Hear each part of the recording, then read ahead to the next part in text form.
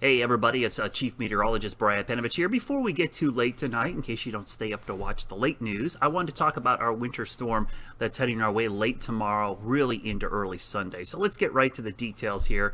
You can see the system kind of forming here over the middle of the country. If you look carefully on the map, you see this kind of broad area of low pressure trying to take shape here. I quickly want to show you the water vapor loop because I think it's probably doing a pretty good job of kind of showing that system. You see it digging in across the southwest. The main energy, you can see it right back in here. That's the main energy, but we'll look at the flow of moisture coming up here. We've got cold, high pressure pumping in the cold air over us right now and kind of setting the stage for this. So let me show you the winter storm watch, which is currently in effect until 1 p.m. Sunday, sometime overnight tonight, or likely even first thing tomorrow.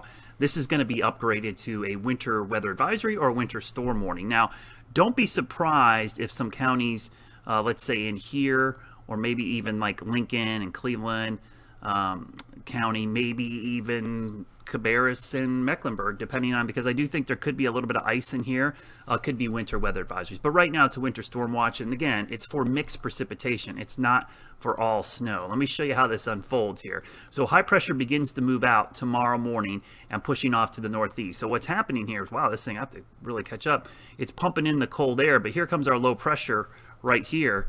I have to update the map. It's picking up some speed. There it goes.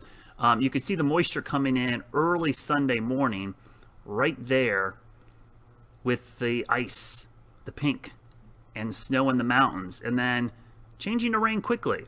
One of the things about these type of setups is, you know, if you don't get high pressure anchored over the northeast to keep pumping in the cold air, you're not going to see the ice stay very long. So what's happening is this high, which is actually exiting quickly, is going to leave. So eventually the warm air coming in from the south, even though it's in the like 3, 4, 5,000 feet range, eventually is going to overcome that warm air at the surface, because freezing rain is a self-limiting process, we like to say. It definitely starts to shut itself off. So here's a look at the close-up view of the Futurecast. And I'm going to stop this tomorrow morning. Notice the winds out of the northeast. Temperatures pretty chilly, upper 20s, low 30s. Probably not going to be very warm tomorrow with clouds around, especially in the afternoon.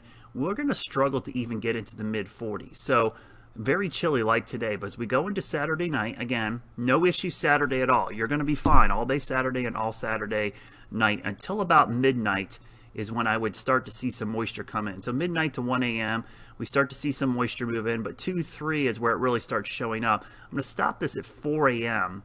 Sunday morning. So you can see anywhere in the pink is a sleet, freezing rain, rain mix, but this is solid snow on the eastern facing slopes. And notice the wind flow coming in from the east. That will help cool and lift the air on the eastern facing slope. So just like we get northwest flow, this actually could prompt some heavier snowfall amounts, especially eastern Avery, Ashwaubenon, and upper Burke and Caldwell, Wilkes County, Allegheny County. As we go through Sunday morning, pay particular attention to the temperatures. Anywhere where it's near freezing, you're going to have issues on the roads. But if it's above freezing, probably just going to have glazing in the trees and maybe a little bit of mix. Now, as we go through the morning, even the areas that are seeing snow and freezing rain, this eventually is going to change the rain as we get later in the morning. This is 9, heavy cold rain over us. The warm air is trying to surge in, and the source of the cold air is leaving us pretty quickly here as the flow is becoming more out of the south. You see that wind coming out of the south now? Look, it's 50 in Sherrill, 47 in Rockingham at 10 a.m. We go towards lunchtime, and pretty much everything starts warming up into the 40s. So that's not really warm, but it's way above freezing. So we're not looking at a huge ice event because it's just not going to last long enough. It's going to shut itself off pretty quickly. Even where we're seeing the cold kind of anchored, even up in here, the cold goes away. It's 11 a.m. and we're already seeing this come to an end. It's just becoming rain. So even areas that see snow and ice at the beginning, they're going to see some rain at the end. Now, could it hold on a little bit longer in those favored areas of upper Burke, Caldwell, Wilkes County? Sure, but eventually even there, it's going to eventually turn to all rain. And then you see the system moving through. And as we go later, there's the cold front, actually a pretty strong little front there with some heavy rain. But look at the temperatures, staying above freezing. So moisture starts to wrap back around the backside and it cools back down. So eventually we could see some snow redevelop in the mountains early on Monday. And even maybe some snow flurries trying to break containment across the Piedmont, though I don't think it'll amount to much, just maybe a few sprinkles here and there. So let's look at the areas that are going to be concerned for ice. This is the probability of seeing 1/10 of an inch of ice. Real quickly, you could see the highest probabilities.